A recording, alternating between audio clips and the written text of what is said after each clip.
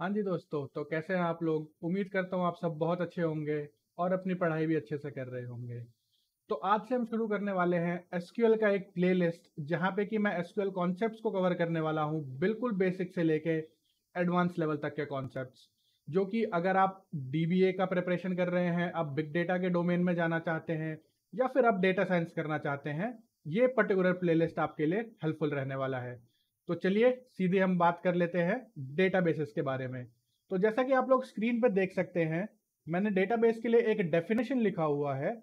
और यहां पे लिखा हुआ है, a database is an organised collection of data stored in a computer system usually controlled by a DBMS, या फिर डीबीएमएस का फुल फॉर्म को हम बोलते हैं डेटाबेस मैनेजमेंट सिस्टम। तो जनरली क्या होता है, जो हम डेटा यूज करते हैं या फिर जो हमारा डेटा क्रिएट होता है, वो चाहे यूजर के द्वारा क्रिएट किया जा सकता है या फिर उनके एक्शंस के द्वारा क्रिएट किया जा सकता है।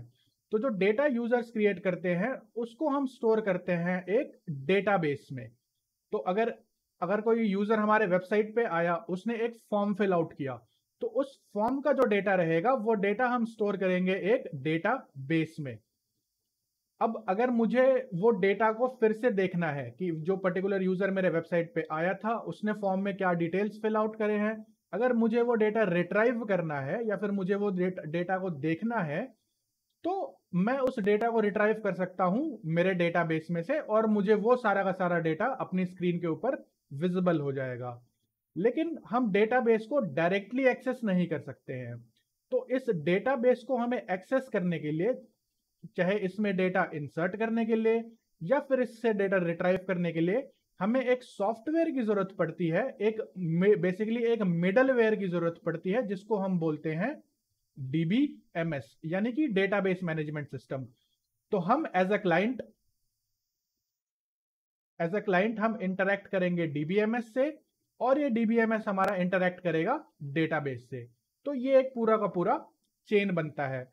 अभी अगले स्लाइड में आने से पहले मैं आपको एक प्रोग्राम भी दिखाऊंगा, जहां पे कि मैं आपको ये चीज प्रैक्टिकली करके दिखाऊंगा कि मैं एक फॉर्म में डेटा फिल आउट कर रहा हूं, उसको मैं फॉर्म सबमिट कर रहा हूं और वो डेटा जाके मेरा डेटाबेस में स्टोर हो रहा है।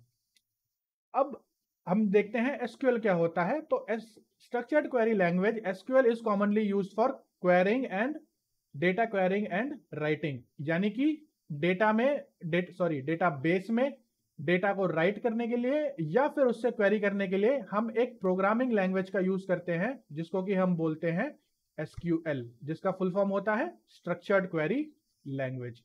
तो चलिए, जैसा कि मैंने आपको बताया था कि मैंने एक प्रोग्राम बना रखा है।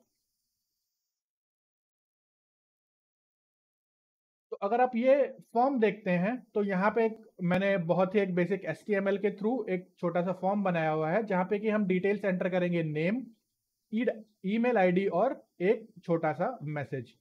तो मैंने नाम डाल दिया विशाल सिंह, मैंने अपना ईमेल आईडी डाल दिया, और मैंने मैसेज टाइप कर दिया, हेलो फ्रॉम विशाल। तो ये इसको हम बोलते हैं एसक्यूएल वर्कबेंच। अभी अगर आपको इस चीज के बारे में नहीं पता, ये आपके सिस्टम में इंस्टॉल्ड नहीं है, तो आप बिल्कुल भी टेंशन मत लीजिए। आगे चल के हम स्टेप बाय स्टेप इन सारी चीजों को देखेंगे कि ये चीज कैसे करना है। तो ये मैंने एक छोटा सा कोड लिखा हुआ है, और इस कोड को मैंने लिखा हुआ है एसक्यूएल में, यानी कि स्ट्रक्चर्ड क्वेरी लैंग्वेज में। तो अगर मैं इस क्वेरी को रन करता हूं, तो फिलहाल आप देखेंगे कि ये मेरा जो टेबल है ये बिल्कुल खाली है, राइट। अब जैसे ही मैं इस सबमिट बटन पे क्लिक करता हूं, मुझे एक मैसेज आ जाता है, डेटा इज सबमिटेड सक्सेसफुली।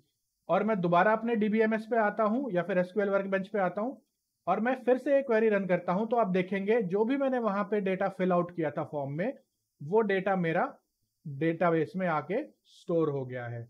चलिए एक और रिकॉर्ड इंसर्ट करके देखते हैं। इस बार मैं किसी और का नाम डाल देता हूं। लेट से मैंने नाम डाल दिया विनय, मैंने ईमेल आईडी डाल दी xyz@gmail.com, और मैंने मैसेज को भी चेंज कर दिया, मैंने मैसेज कर दिया हेलो फ्रॉम विनय। और जैसे ही मैं सबमिट बटन पे क्लिक करता हूं, मुझे एक फिर से मैसेज आ जाता है, डेटा सबमिटेड सक्सेसफुली। और दोबारा मैं जाके अगर मैं डेटाबेस में चेक करूं, तो आप देखेंगे इस बार मुझे दोनों के दोनों डेटा रिट्राइव हो जाते हैं। तो ये एक बहुत ही छोटा सा डेमो है आपके लिए कि हम डेटाबेस का यूज किस टाइप से कर सकते हैं। तो चलिए चलते हैं आगे अब जो हमारा डीबीएमएस होता है, डीबीएमएस मेजरली हमारे दो टाइप्स के होते हैं। एक होता है हमारा आरडीबीएमएस और दूसरा हमारा होता है नो एसक्यूएल। तो फिलहाल हम नो एसक्यूएल डीबीएमएस के बारे में नहीं देखेंगे, हम पता करेंगे कि हमारा आरडीबीएमएस डेटाबेस क्या होता है। तो अगर आप यहां पे ध्यान से देख रहे होंगे तो जो डेटा है हमारा वो एक टेबल के फॉर्म में स्टोर हो रहा है, राइट। अगर आप लोग ऑफिस जाते होंगे तो वहां पे आप लोग के लिए एक रजिस्टर रखा होता होगा जिसमें कि एक डिटेल मांगता है वो आपसे। उसमें क्या हो सकता है, आपका एम्प्लॉय आईडी हो सकता है, आपका नाम हो सकता है, आपका चेक इन टाइम हो सकता है और आपका चेकआउट टाइम हो सकता है, राइट। जनरली और स्पेशली ये चीज पहले के टाइम पे लोग मेंटेन करते थे। अब ये सारी चीजें इलेक्ट्रॉनिक हो गई हैं, क्यों, हमारे डेटाबेसेस के मदद से। तो इस टेबुलर फॉर्मेट में जो भी हमारा डेटा स्टोर होता है, इस टाइप ऑफ डेटा स्टोरेज को हम स्टोर करते हैं आरडीबीएमएस में। तो अगर आप यहां पे पढ़ेंगे, RDBMS stands for relational database management system. It is a program that allows you to create, delete and update relational databases. यानी कि हम डेटाबेस को क्रिएट कर सकते हैं, उसको डिलीट कर सकते हैं और उसके अंदर जो डेटा ऑलरेडी एग्जिस्ट करता है उसको हम अपडेट भी कर सकते हैं time to time. A relational database is a database system that stores and retrieves data in a tabular format organized in the form of rows and columns. तो ये जो है हमारा, अगर डेटा हमारा इस प्रकार से स्टोर होगा तो इस चीज को हम बोलते हैं रोज, और ये फॉर्मेट जो रहता है मेरा, इस फॉर्मेट को हम बोलते हैं कॉलम्स। ठीक है, यानी कि अगर मैं अपने एसक्यूएल वर्कबेंच पे आ जाऊं तो ये दोनों जो है हमारे रोज हैं, यानी कि विशाल सिंह और विनय, ये दोनों सेपरेट रोज हैं, और नेम, ईमेल आईडी और मैसेज ये हमारे कॉलम्स हैं। तो आरडीबीएमएस हमारे बहुत अलग अलग है मार्केट में, जैसे कि माई एसक्यूएल वर्कबेंच जो कि मैंने अभी आपको दिखाया, एसक्यूएल लाइट, पोस्टग्रेस एसक्यूएल और एसक्यूएल सर्वर। ऐसा नहीं है कि मार्केट में सिर्फ 4 ही आरडीबीएमएस एग्जिस्ट करते हैं, और बहुत टाइप के आरडीबीएमएस मार्केट में एग्जिस्ट करते हैं। तो अब हम समझते हैं कि एसक्यूएल क्या होता है। अगर आप यहां पे पढ़ेंगे, SQL is used to perform operations on the record stored in database such as updating records, inserting records, deleting records, creating and modifying databases, tables, views etcetera. यानी कि एसक्यूएल एक क्वेरी लैंग्वेज है जो कि हम इस्तेमाल करते हैं रिकॉर्ड्स को डेटाबेस में अपडेट करने के लिए, उसको इंसर्ट करने के लिए, डिलीट करने के लिए, नया टेबल या नया डेटाबेस क्रिएट या मॉडिफाई करने के लिए, और बहुत अलग अलग प्रकार के ऑपरेशंस करने के लिए। यहां पे एक मैंने नोट लिखा हुआ है जो कि बहुत ध्यान देना चाहिए आप लोगों को। SQL is not a database system.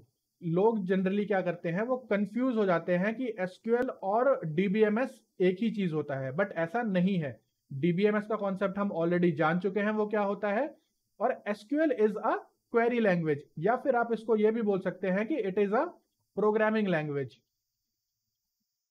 SQL is also, you can say it's a programming language. ठीक है, जैसे कि हमारे और बहुत सारे प्रोग्रामिंग लैंग्वेजेस हैं, जैसे कि पाइथन, जावास्क्रिप्ट, जावा, और उन्हीं में से एक प्रोग्रामिंग लैंग्वेज भी हमारा एसक्यूएल है। तो उम्मीद करता हूं आपको इस सेशन से कुछ ना कुछ सीखने को मिला, और आप भी इस तरीके से सीखते रहिए और आगे बढ़ते रहिए। तो मिलते हैं नेक्स्ट सेशन में, तब तक के लिए आप अपना ख्याल रखिएगा। धन्यवाद।